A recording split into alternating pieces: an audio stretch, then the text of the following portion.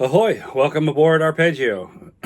Want to kind of get my subscribers, all 72 of them, up to date and show you some of the big things that are happening here.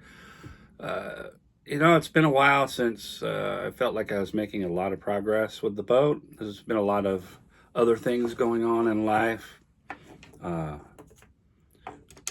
And I've been distracted with playing in a band and things like that. But we've got some big things happening now, and I'm excited to get the momentum rolling again. So I've had this boat for about 3 years, and I've done a lot of little projects to it here and there. If you've watched some of the videos, you know. But there's been some major issues that have kept me pretty much marina bound. The first one being the ground tackle situation. I did pick up a couple of nice anchors. They're hanging on the bowsprit, but my windlass was an old, inadequate, in my opinion, manual windlass. And I'm going to be 55 this year, and I'm starting to come to terms with the fact that things aren't getting any easier. I still managed to wrangle that 300 feet of chain in a barrel down here yesterday, which is one of the main things that I want to talk about. I just picked up, it's actually 15 feet of G4 5/16. And I've got a La France Tigris windlass coming from Nova Scotia. So if it gets here, who knows how long that's going to take, but fingers crossed, knock on wood, there aren't any issues with that. So yeah, the whole anchoring system, that's other than the sails and the engine, it's like the most important thing on the boat, in my opinion. Of course, watertight sea cocks, that kind of thing. But I'm not going anywhere without a reliable anchor. And an anchor doesn't just work on its own. You can't just drop it down there with a piece of rope on it and think you're going to be safe. I know a lot of you that are watching this know that. But if you don't, the chain is an important part of how the anchor works. The anchor sits on the bottom, and your chain goes down from the boat in an arc, and hopefully some of that chain is laying on the seabed, and all that weight plus the anchor itself keeps you secure. So chain is out here on the dock. I've got to get it on the boat today. I had to go to work for a little while and woke up with a bit of a cold this morning, so that's not going to be very fun, but I'm going to get her done. I say get it on the boat because I'm not going to drop it into the locker yet. I have to paint the chain locker, and so my plan is to get that done today, and then I've got a couple of days to be here because my girlfriend won't let me come home with a cold. I'm in quarantine here. So depending on how long it takes the paint to dry in the locker, I'll get the chain in there tomorrow, the next day, something like that. And then it's just waiting for the windlass to show up. I do have to relocate a bow roller because I've got 2 anchors up there, and I arranged them kind of differently than the original layout.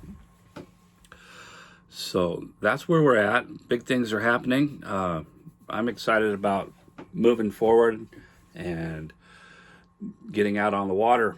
I ordered a medium-size Mantis bridle and a Mantis swivel. Hopefully, before too long here, Arpeggio is going to be out on the bay. and doing big things. So thanks for tuning in, and hope you enjoy the video.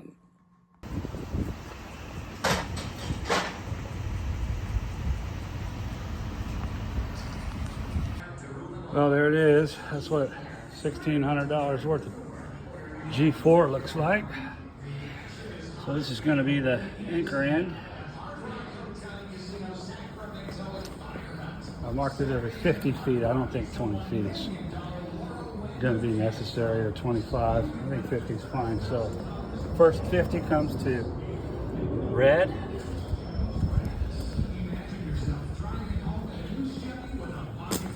When I get to 100 feet, it's going to be white. And so on 200 feet, white with one red in the middle. 300 feet, white with two reds. And then I've got 12 feet to get down to my chain locker, and that's the bitter end. So this is how I'm unloading. So far, so good. Worst thing that could happen is I have to drag it all not in an intact container. It worked.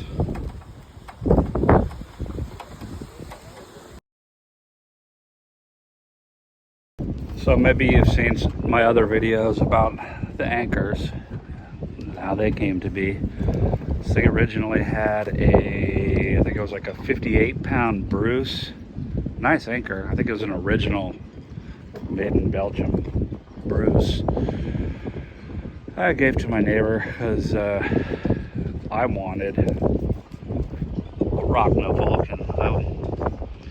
I sold on Rockna, and I ordered I think it's 58-pound version of this, the next step down. Had it shipped out to West Marine, and it never showed up. And while I was standing in the store telling my people at West Marine how displeased I was, and trying to figure out what they were going to do about it, they were getting ready to refund my money and all that. I started walking around the store, pacing as I do when I'm pissed off, and I noticed they had a 72-pounder sitting on the shelf over there. And I said, you know what? It's your screw up. Why don't you just give me that big ass anchor, and we'll call it good. Well, they met me halfway. I paid a little bit extra. So now I've got way overkill, which is what I want. That's my storm anchor. That's my Rock of Gibraltar there. And this little piece of bow candy. Wasn't really looking for a stainless steel anchor. I don't think I'd ever pay for one unless I came across a deal that I couldn't refuse. I also don't really care for the CQR design. But you'll notice, like every other boat here in the Bay Area has a CQR or a Bruce. Anyhow, my neighbor Mike sold that to me while I was hanging this thing up here for a price that I couldn't refuse. But I'm gonna have to move this roller over into that space where I decided to hang the Rockna. So I want it in closer to the boat. I don't want it swinging out here on the bowsprit. I already got this one hanging there. But that's the idea. So I'm gonna have to take this roller out and reuse it back there. It seems easy enough, but I'll have to drill holes through there, those pieces of tube, and that's not going to be an easy task. I think I've got a plan. I think I've got some long drills.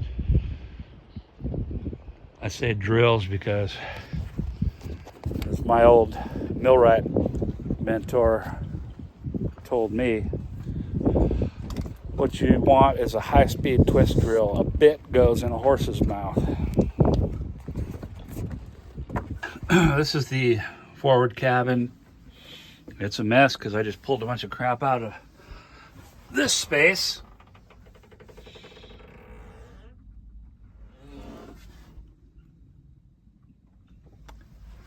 So this is where I'm thinking I'm gonna place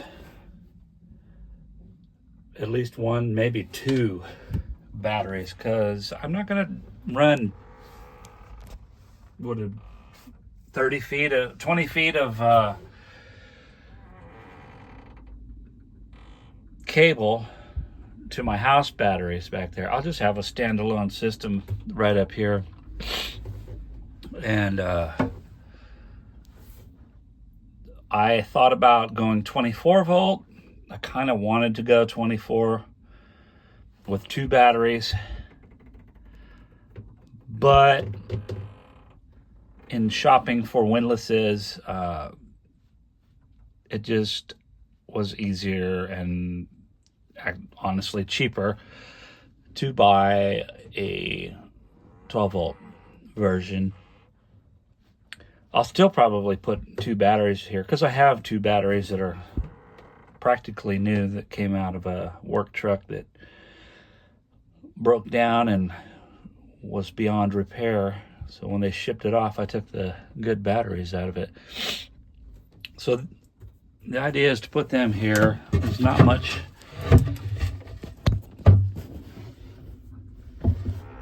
going on down here. It's a little cubby. I'd probably store some extra line or something down there. And then the chain locker is here. And it's split for two separate piles. This is my this is connected to that stainless steel CQR, and I've got like I don't know, I think it's like 20 feet of chain, G4 chain on like 150 feet of 5/8 3-strand. That's like a light day anchoring up in a slough somewhere or something where there's no current or wind to worry about. I'll use that. But that leaves me with a pretty small space over here to pile all that chain for the big anchor. It's got these little doors that go on there, and that's all that's really between the chain pile and this space. Anyhow, I'm gonna think about that a lot while I sit here tonight and get prepared for painting. I gotta clean all this up, get it painted and looking nice before I start piling my brand new chain in there.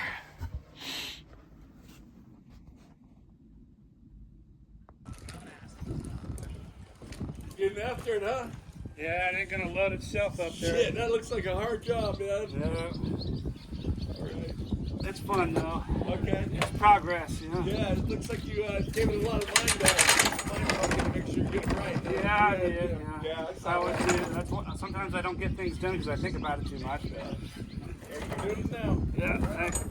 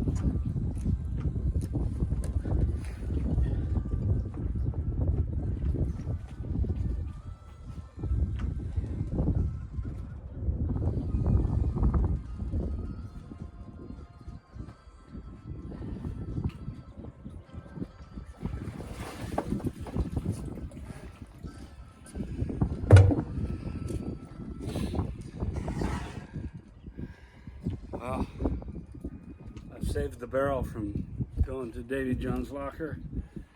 Wouldn't want to leave that in there. It's like anything that sinks. It started slowly and then really quickly. Hopefully there's not much wind noise here. So this is the old windlass, old Tachau shipyards where a lot of these boats were built, Formosas and such. This thing, I got it working because it sat for a long time and it wasn't doing much. It's pretty stiff and grease was all dried out. So I disassembled it and greased it up. The problem with this thing is the cast housing has corroded, and it's corroded around these areas where there are bronze bushings that press into the housing, and the housing's wearing away from the bushings. You know, it would probably work for a while and then give me trouble. I was ready to roll with it like that because I couldn't really afford the windlass that I wanted. But fortunately, I was able to get it together and get a LaFrance Tigris coming. So this thing's got to come out here today. It's actually posted on Marketplace for sale, as is. I'll pull that out, and basically what I'm doing is procrastinating the cleanup and sanding and painting of the chain locker. That's got to be done too. Well, didn't seem like it'd be that big a deal pulling that windlass off. I figured the hardest part would be getting to the nuts down in the locker. That wasn't bad at all. Most of them spun right off, and everything was going fine, but the bolt in this corner, good Lord, it would not drag up out of all that butyl. I had to wedge it from a couple of sides and spin it out with a box wrench. Yeah, she's out now. Well, that's all I managed to get for bait. I haven't caught a fish in a while, so I'm going to give it a go. Well, I managed to find all the attachments for the vacuum, except for the flexible hose. It's the one I want. Pretty typical. I've also got this Danforth back here, and there's some road for that and more in the locker there. One of these days I'm going to set a winch right there. I've got one down below, and a roller over here somewhere. I can use that for a stern anchor. I've never noticed these before.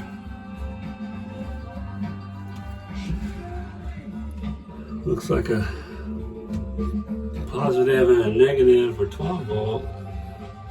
And shit, learn something new about this thing all the time. It's back there hiding in the corner.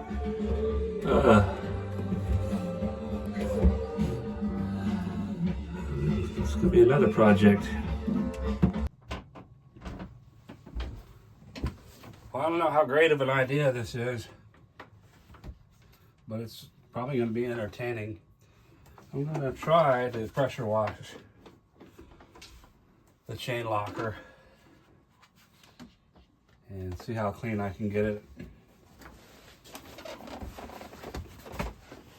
Might just get all wet.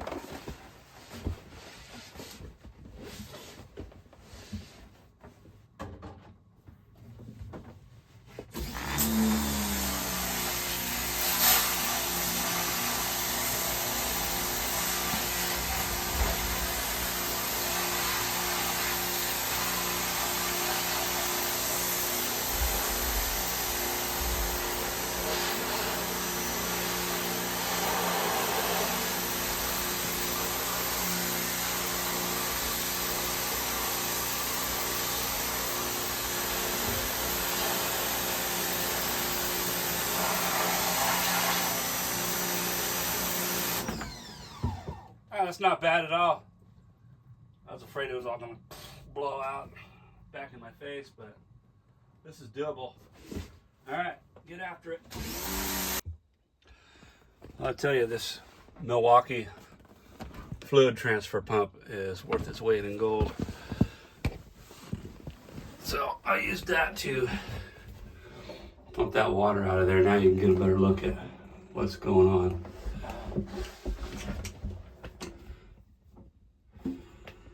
So yeah, if this wasn't here, I think that plywood there would just lift out. But either way, I got to figure out. Obviously, I think it'd be pretty safe to drill a hole there and a hole there. Okay, so as I expected, yeah, I drilled some 3/4 holes in this plywood, and now that I can get a hold of it, yeah, that would come out of there if this wasn't here. And so that whole space is full of water right now, and you know, it should drain out of here somewhere. I'm not nearly as brave about drilling holes this close to the bottom of the hull. I'm sure there's probably a hole there that it's supposed to come out of. I'll try to fish some piece of welding rod in there or something and fish it out, maybe get the water flowing out of there. Okay, that's the bob stay, I believe. These bolts, they look good.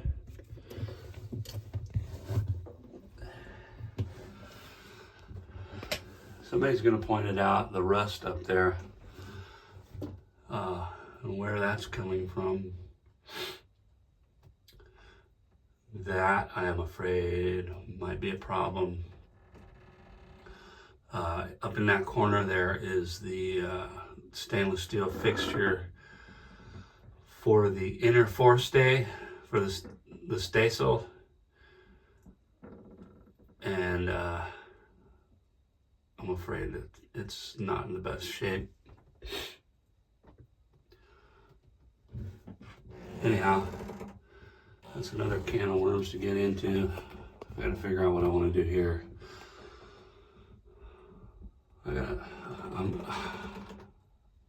I'm probably gonna take this center board out, pull that out of there, and see what's down there. Who knows? It might be a cool, something cool like a 1911 45 or something. Somebody stashed down there. Okay, so as I suspected, once I was able to get that divider out of there, this piece lifts out and exposes that space down below. So let's get that pumped out. See how many gold double eagles are down there.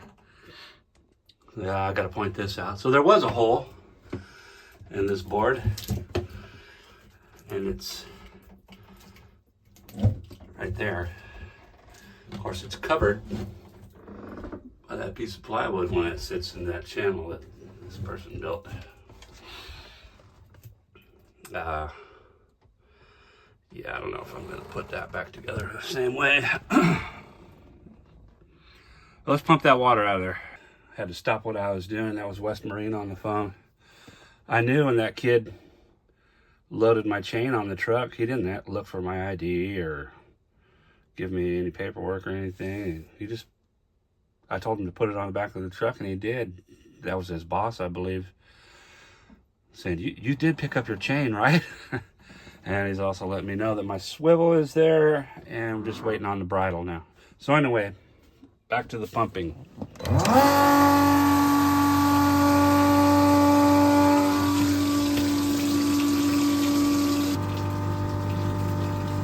I'm really hoping there's an old Luger or at least a sack full of Morgan silver dollars or something. Might just be water.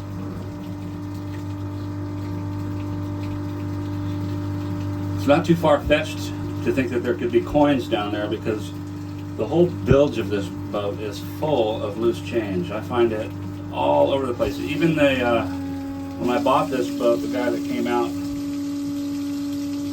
and helped me change the oil on it before we started it up, that he'd been doing mechanical work on this boat for a while. He says, "Oh yeah, this thing, there's loose change everywhere."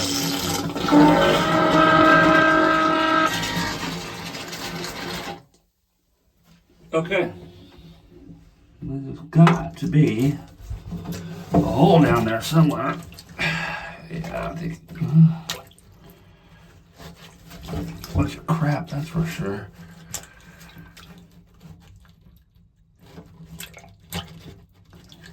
Well, at least now I can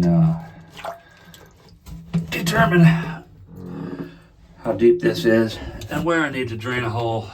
I drill a hole on this side to get this thing to drain properly, because that's messed up, man. You can't be having stagnant seawater just locked into that space, let alone rainwater. All right, deep diving in the chain locker. Okay, so now this board here has got two functioning 3/4 inch holes.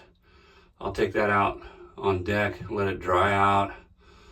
I'll sand this all down and epoxy around the insides of the holes and make sure this thing stays sealed up and doesn't rot out. And I've got a 3/4 inch hole at the bottom of the well here. Yeah, I don't understand. I mean, I see that there was a hole in that board, but I don't see any way for water to get out of that space. There is now.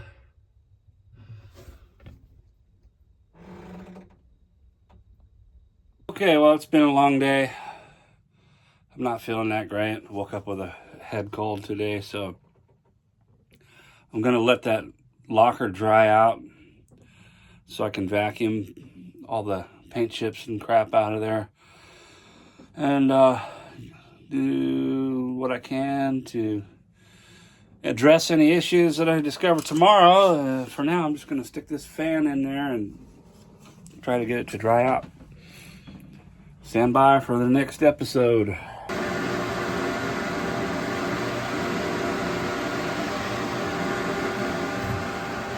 So, if you made it this far, thanks for watching.